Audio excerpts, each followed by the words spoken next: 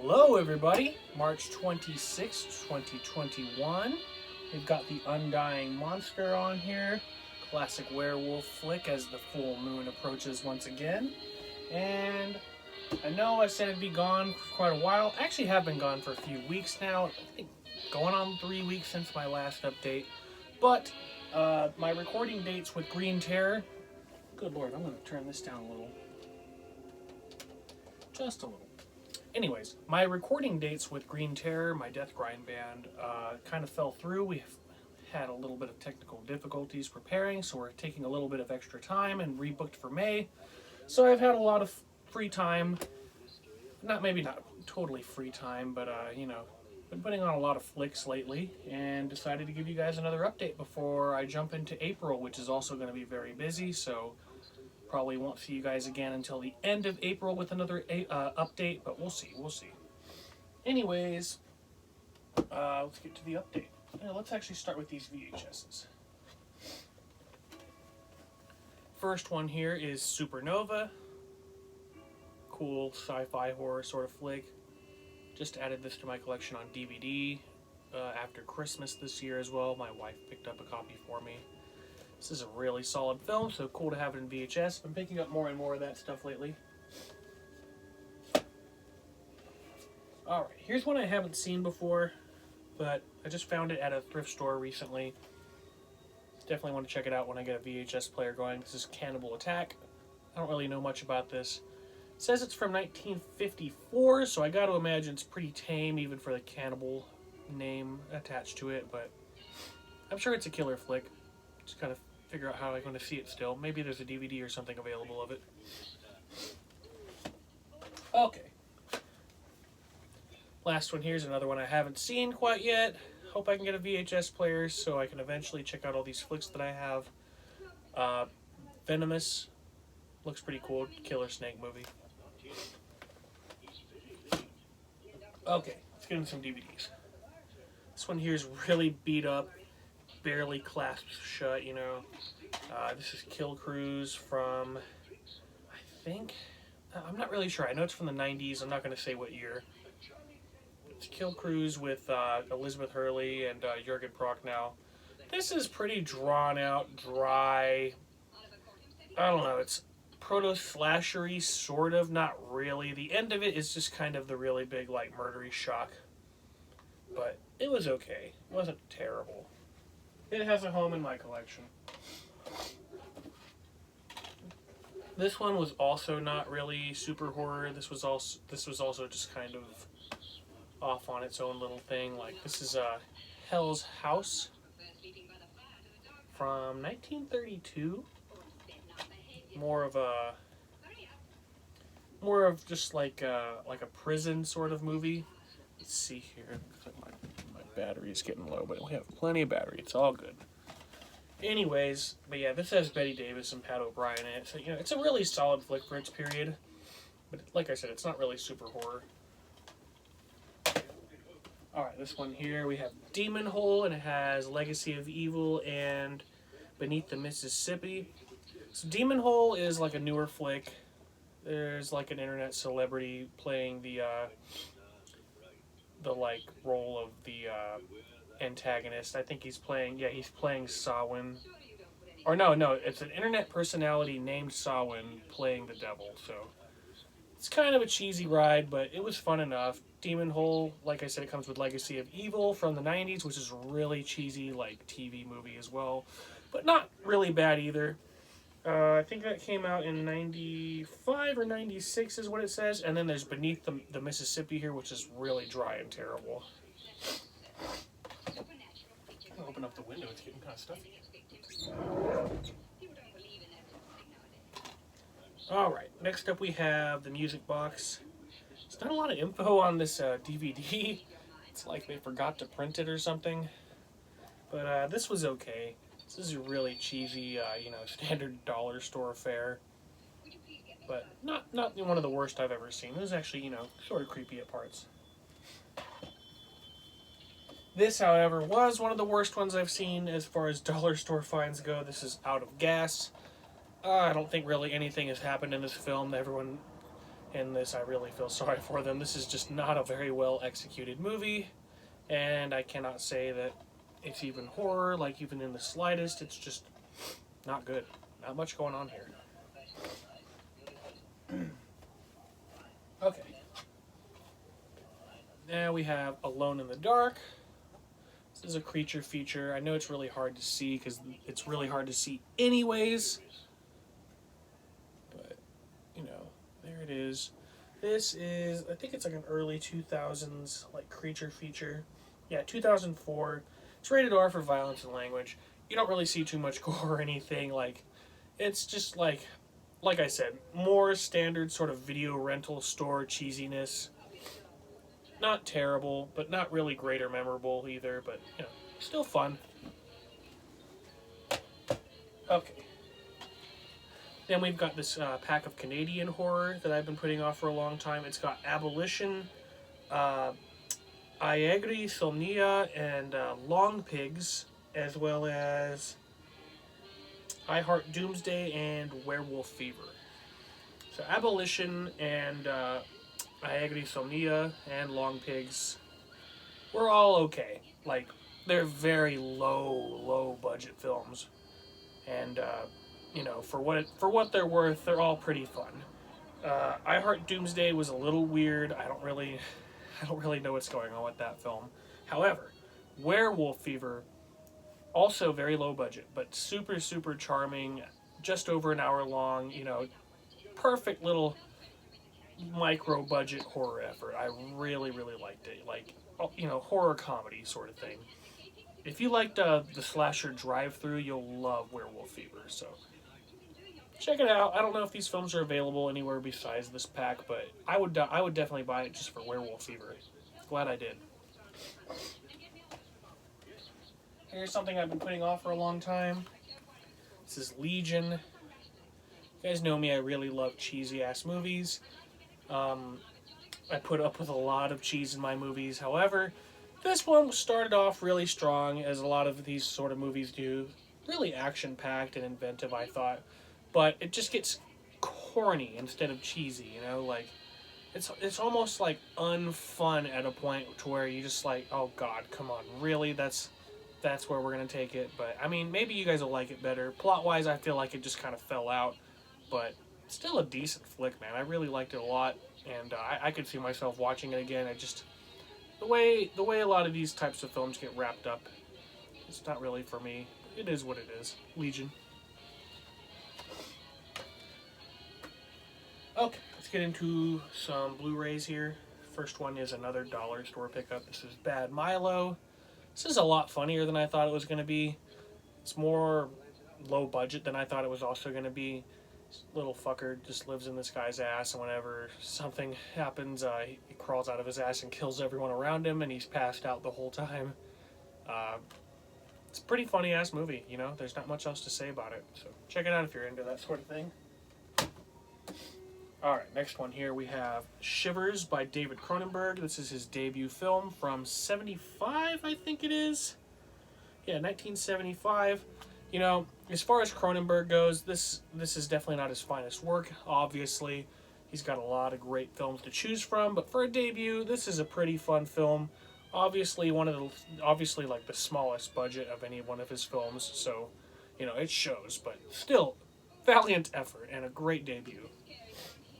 Cool to get this Vestron Video Collector's Edition.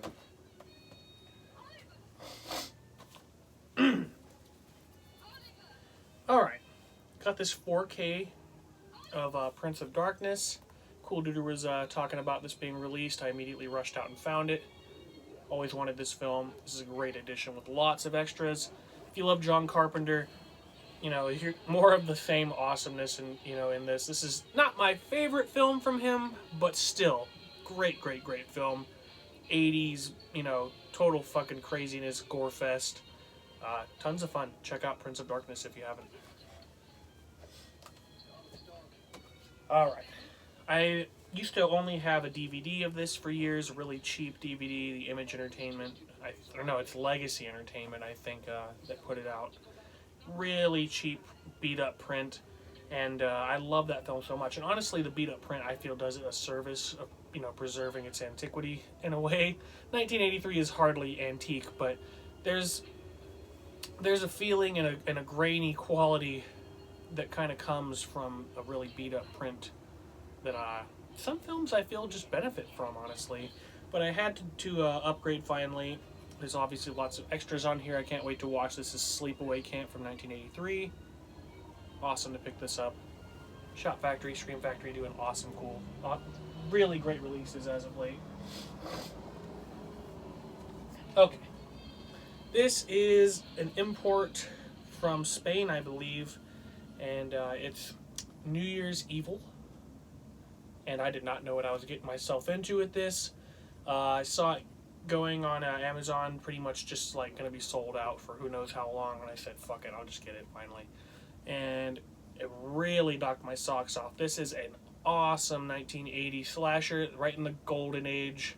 Punk rock soundtrack, punk rock, you know, cast. Really, really gritty, nasty film, honestly. Like, great kills, too. Not, you know, your typical slasher sort of plot. I don't know, the way it's set up, it's really inventive. I thought that it was a perfect representation of like what a really innovative slasher would do, and this was a solid flick. So check it out if you haven't. That's New Year's Evil. I know I'll be breaking it back out. Okay, that's all the Blu-rays, guys. We're gonna get back into some DVDs. I've always had Beyond Reanimator. I've had it in a multi-pack with Bride of Reanimator for a long time. I finally saw a singular edition of Beyond Reanimator for $1, so I said screw it, pick it up. Sick film. Obviously not as good as the first one, but sick film. I borrowed my bass player for Deceive the Dead, Luke Livingston, if you guys know him. I know there's some local watchers.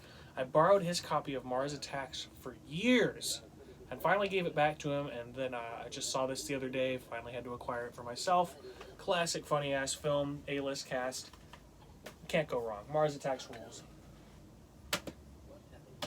Got this 3-pack here. This is Peter Jackson's King Kong, along with King Kong vs. Godzilla and King Kong Escapes. The latter two films are obviously super classic Godzilla and King Kong films. King Kong Escapes is definitely on the cheesier side, and I grew up on King Kong vs. Godzilla, so that movie just holds a super special place in my heart. The 2005? Yeah, I believe 2005, Peter Jackson's remake of King Kong.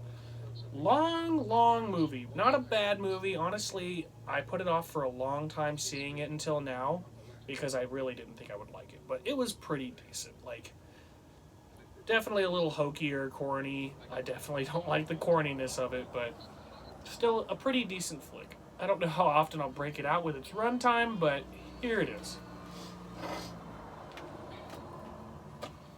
Here's something else I've been putting off getting for a long time. I've had the first 3 forever now. This is Subspecies 4, Bloodstorm. Badass Full Moon Entertainment, cheesy vampire flick. Obviously nowhere near as good as the first couple. Those first 2 movies are really great. I really like the third one too, despite the fact that everyone hates on it. This 4th one is also really fun if you're into this. If you're into the series, like in and of itself, you know, it's just more of the same fun stuff. Subspecies 4. This next one here is something I found at a swap meet. It's called Venom. It's a slasher movie. I can't really read it because obviously it's a really granulated picture. You can't even really see the cover art at all because my lighting is so horrible right now, and it's all good. But yeah, this is a bootleg, so it's got an extremely bad quality. Watching it, you know, I don't really see or hear what's going on the entire time. But I really liked the aesthetic of it. The lighting, I could tell, even with the bad picture, was really sick. I think it was a grade A slasher as far as I could see and hear. But perhaps rewatching it, you know, maybe I would be a little less forgiving. But still, pretty fun flick. Check it out if you haven't. Venom. Couple of vampire flicks from Japan, I believe, these next ones. This is Blood, the Last Vampire. It's really pushing to be Kill Bill, stylistically, plot-wise, everything, but Falls short, obviously, but not a bad flick. Check it out if that's your sort of shebang. Next up, more of the same with that. This is Yakuza Apocalypse. More samurai fighting vampires from Japan. This shit's pretty badass. This is definitely a lot better, in my opinion, than Blood, the Last Vampire. I'm not sure if this is part of like a series or something, but if it is, I don't know.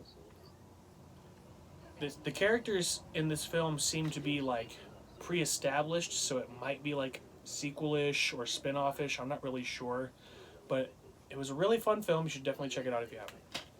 Another dollar store find too. Been sitting on this for a long time. This is 10 Cloverfield Lane and Cloverfield, the double pack. The camera is having a lot of trouble focusing today. It's weird. Anyways, first Cloverfield is obviously super masterpiece monster movie. I thought it was awesome. I've been putting it off for seeing it a long time. It'd been memed out. People made it seem like it was going to be horrible, and I was pleasantly surprised. I thought it was a grade A monster movie, with its flaws, of course, but still really damn good. Like, I could not believe what I was seeing. 10 Cloverfield Lane, not really the same style of movie, still pretty badass. Like, going in its own direction, I thought it was actually a really, really cool spin-off sort of thing. And if you haven't seen it, you should check it out. Couple more here, guys. This one is from the Fangoria Fright Fest. This is the Halloween movie night release of Hunger. This is a pretty sick movie too. Starts off, it's pretty well paced, honestly. Like, the acting is not great, but pretty damn good on like, the subject matter really sells the whole thing. Like, there's a few people that are really getting it on. Like, as far as the acting, not everyone's bad, not everyone's great though, but you know, believable sort of plot, rank ass characters, pretty fun, sick movie. So check it out if you haven't. That's Hunger. All right. Last thing we got here for you guys, we have It's Alive 2, It Lives Again, and It's Alive 3, Island of the Alive. That first one is a creepy-ass flick from the 70s.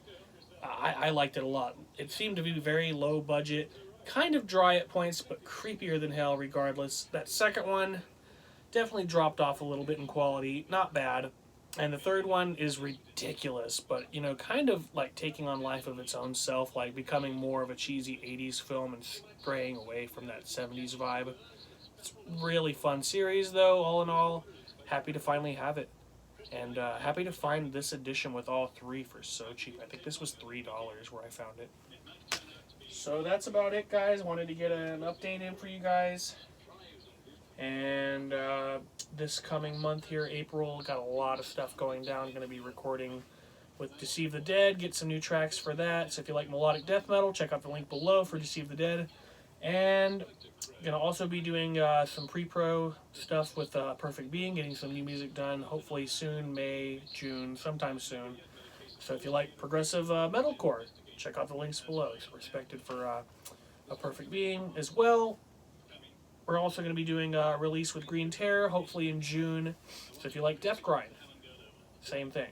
Go check out the links below. And also, today my buddies in Deadwidow released a single. So if you like, it's kind of post-hardcore, but it's definitely metalcore too. If you like that style of music, more links down below. Go check that shit out. And that's where I'm going to leave it. So hope you guys are well. Everyone's staying safe. And go watch some horror movies, guys. Go watch some horror movies, guys. It's Friday night, and if you're out and about, get home safe.